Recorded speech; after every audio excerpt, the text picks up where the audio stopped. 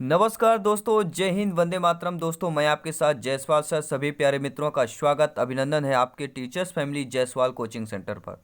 Powered by शिक्षा ही प्रकाश है। दोस्तों बात करेंगे मैथ्स के एलसीएम एससीएफ के प्रैक्टिस सेट नंबर 15 की। और आज दोस्तों एलसीएम हो गया आपका लघुत्तम समापवर्तक और महत्तम समापवर्तक की क्लास में आज हम बात करने वाले हैं 2011 से लेके अभी तक आपका एग्जाम में यानी टीटी एग्जाम में पूछे गए समस्त एचसीएफ एलसीएम के क्वेश्चन लेने वाले हैं। टॉप 12 क्वेश्चन, जी हाँ, 12 महत्वपूर्ण 12 क्वेश्चन, टॉप 12 क्वेश्चन लेने वाले हैं। ठीक है, तो वीडियो को इंपॉर्टेंट है दोस्तों, एंड तक वीडियो देखिए, हर एक क्वेश्चन अटेंड कीजिए क्योंकि सिलेक्शन सर्वोपरि है। हमें बैठ कर नहीं देखना है सपने। आप अगर आपने देखा है कि मैथ्स में 30 में 30 लाना है तो वो सपना साकार जरूर होगा, क्योंकि आप लोग हर एक क्वेश्चन अटेंड करते हैं। आपका फीडबैक लाजवाब और उम्दा होता है। तो चलिए शुरुआत करते हैं। पहला प्रश्न दोस्तों, अगर आप लोगों से क्वेश्चन आ रहा है तो आप लोग कमेंट के माध्यम से भी बता सकते हैं अपना ओपिनियन, अपना फीडबैक। पहला प्रश्न है, ये आपके एग्जाम में पूछा गया प्रश्न है 2000, ठीक है, 2012 या 13 में समथिंग ऐसे पूछा गया था कि 5, 10 और 35 के सबसे छोटे सारगुणज और सबसे बड़े सारगुणनखंड का अंतर क्या होगा। ये सारे क्वेश्चन हम कर चुके हैं, ठीक है, लेकिन संख्या चेंज है। प्रश्न वही है, आंसर उत्तर भी उसी तरह निकालेंगे, केवल आपका संख्या चेंज है। चलिए इस क्वेश्चन को सॉल्व करते हैं। जी हाँ दोस्तों, सॉल्व कीजिए, सभी प्यारे मित्र सॉल्व करेंगे। सर्वप्रथम आपको करना क्या है, 5, 10, 35 का एलसीएम निकाल लेना है। 5, 10, 35 का एलसीएम निकालिए सभी प्यारे मित्र। सबसे छोटा सारगुणज मतलब यही होता है। तो देखिए 2 से क्या कोई संख्या कट रही है, हाँ 10 कट रही है, तो इसको काट लेंगे।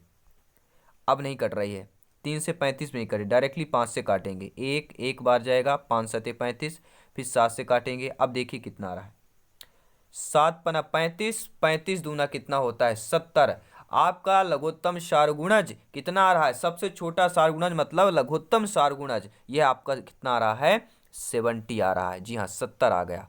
अब आपको करना क्या है, सबसे बड़े सारगुणनखंड, सारगुणनखंड मतलब क्या होता है, 5, 10 और 35 में एचसीएफ निकालना।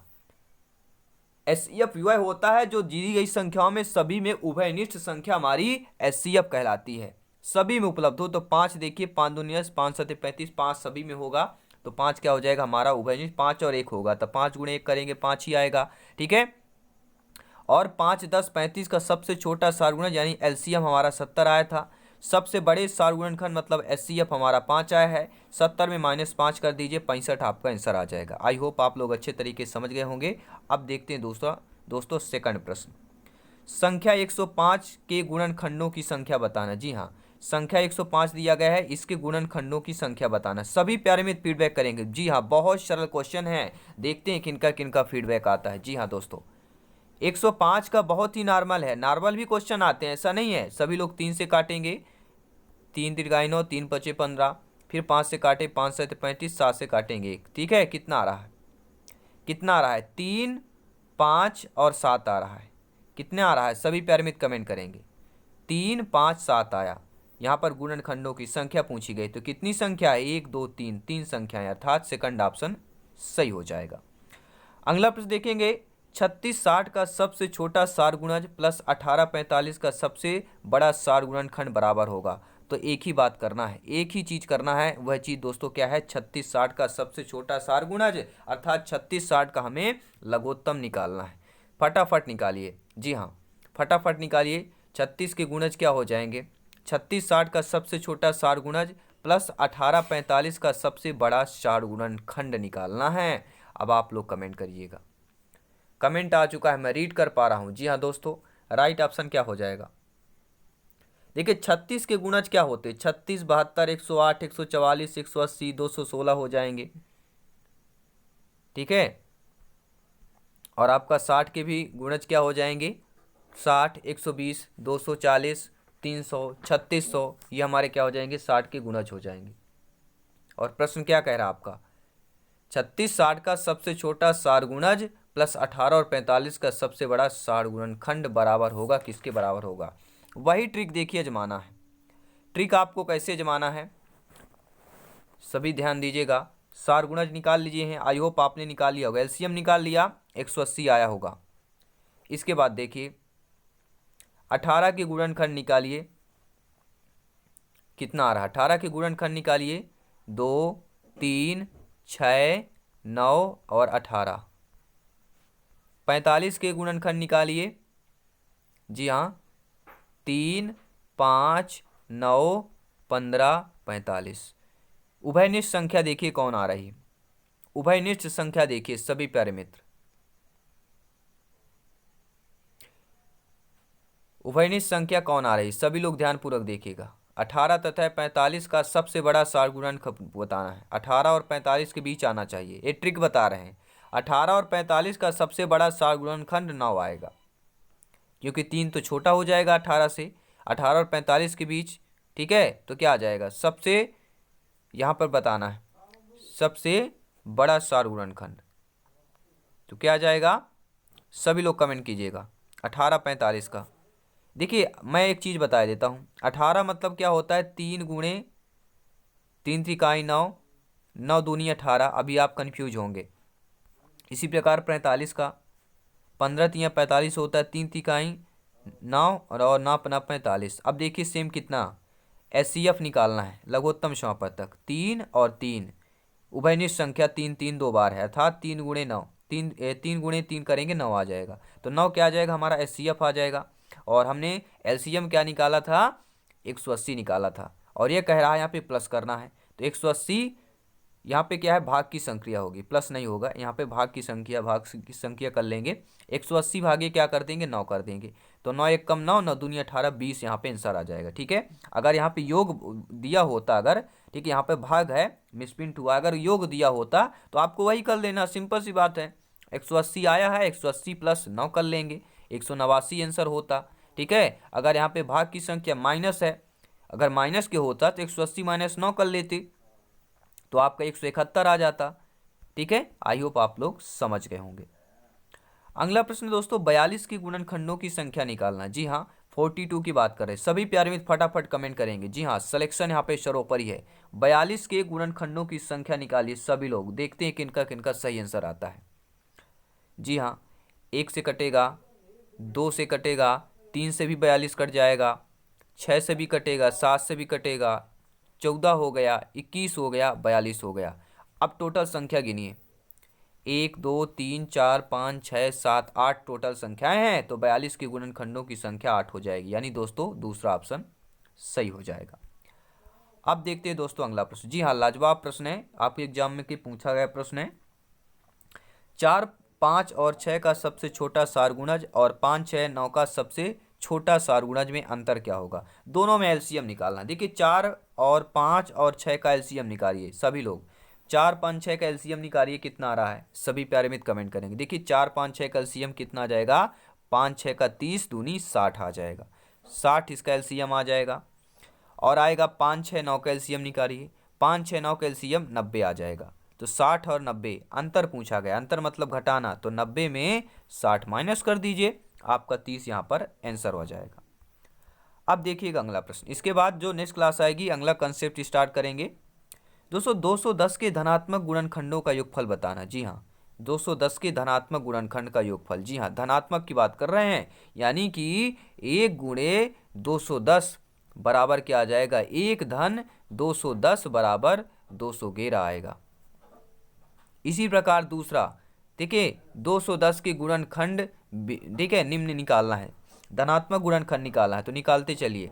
211 आ गया, फिर आपको करना है 2 गुणे 105 बराबर 2 धन 105 करेंगे, बराबर 107 आ जाएगा। इसी प्रकार क्रिया करते जाना, 3 गुणे, अब आप क्या करेंगे, 70 करेंगे, क्योंकि 7 3 के 21 गुणे 210 होना चाहिए, ठीक है।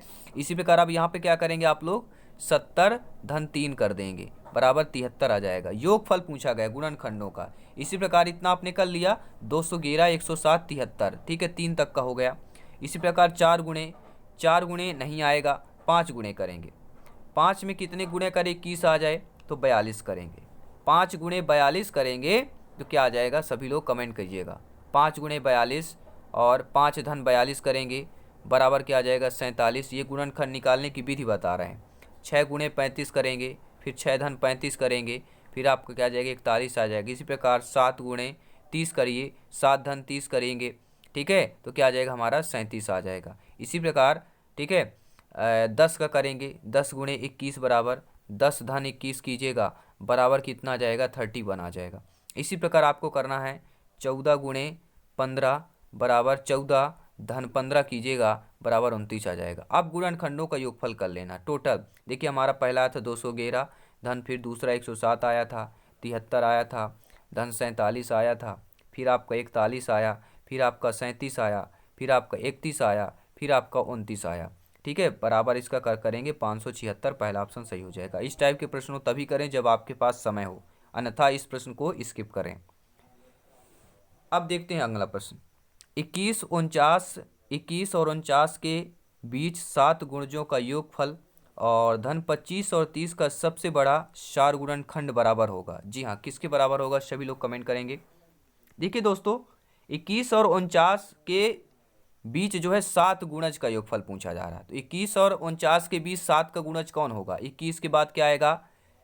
सचोक 28, 28 आ जाएगा। 7 का गुणज निकालना है। सचोक 28 के बाद 7 पना 35 आ गया। 35 के बाद सचंक 42।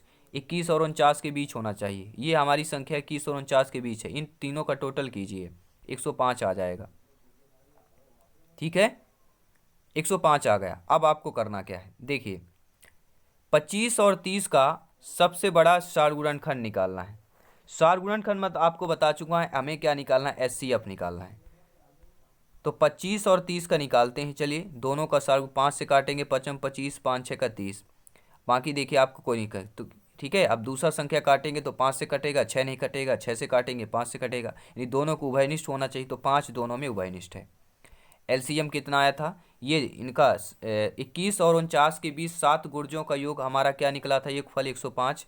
और कह रहा है यहाँ पर भी क्या है, भाग की संख्या है, ठीक है, योग नहीं है, भाग की संख्या है। और 5 आया है, इसको भाग करेंगे तो आपका क्या आ जाएगा, 21 आ जाएगा, जो फोर्थ ऑप्शन सही हो जाएगा। अगर यहाँ पे प्लस वाला होता तो कितना दिया होता है, 105 धन 5 करते 120 ऑप्शन दिया होता, नहीं दिया है ना, यहाँ पर मिसप्रिंट हुआ है। ठीक है, अब देखते हैं दोस्तों अगला प्रश्न।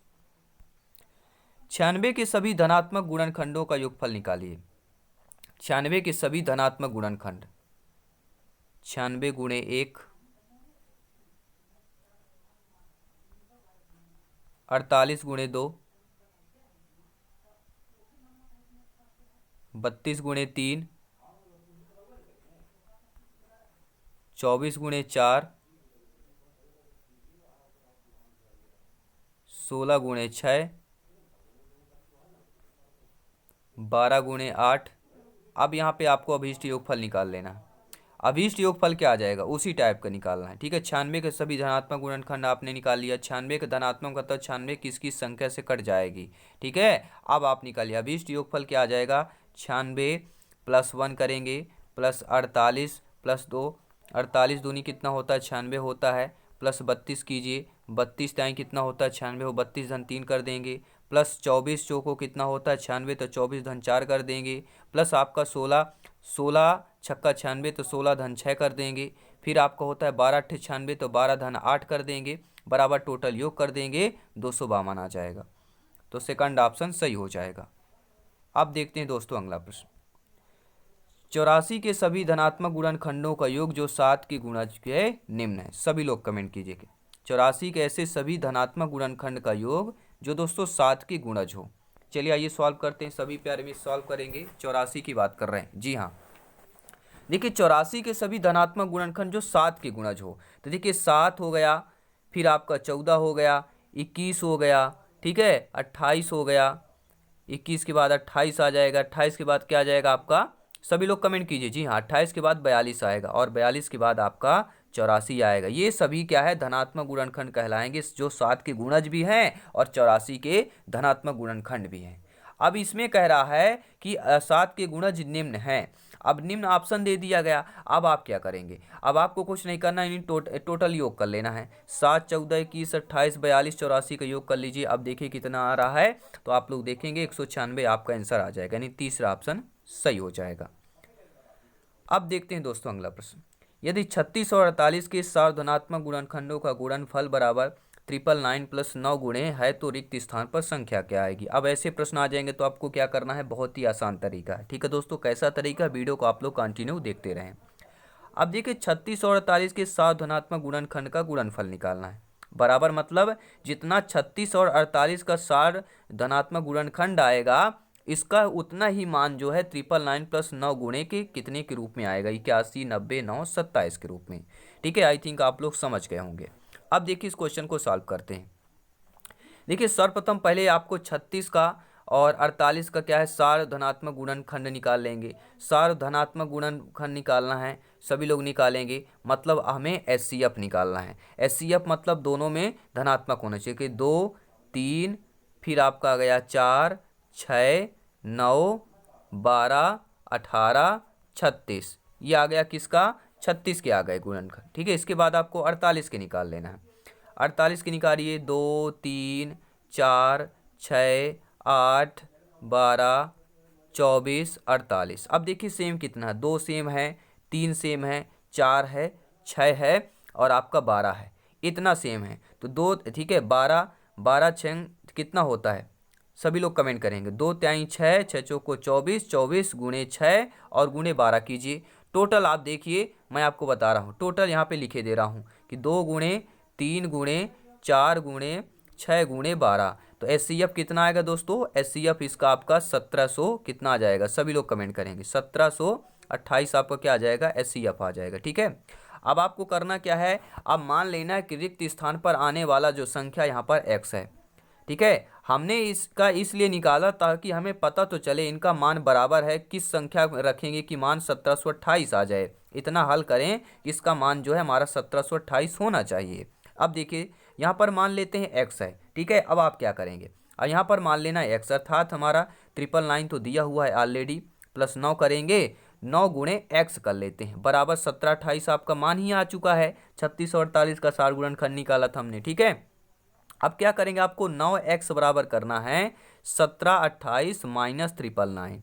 ठीक है, माइनस कर लीजिए, 1728 माइनस 999 कर लेना, कितना आ गया। जी हाँ दोस्तों, 9x बराबर कितना आ जाएगा, 729 आ जाएगा। 9x बराबर 729 आ जाएगा तो x बराबर क्या आएगा, 729/9 कीजिएगा। जब 729/9 करेंगे तो कितने हो जाएगा, 9 8 72, 9 1 9, अर्थात 81 आ जाएगा। अर्थात इस x की वैल्यू क्या आ जाएगी, 81 आ जाएगी, यानी पहला ऑप्शन सही हो जाएगा। अगर दोस्तों ये ध्यान दीजिए, 999 आपका दिया हुआ है, प्लस 9 गुणे अगर हम यहाँ पे 81 करते हैं तो हमने जो इसका मान निकाला था 1728, उतना ही मान आपका आएगा, चाहे आप चेक कर सकते हैं। ठीक है, अब देखते हैं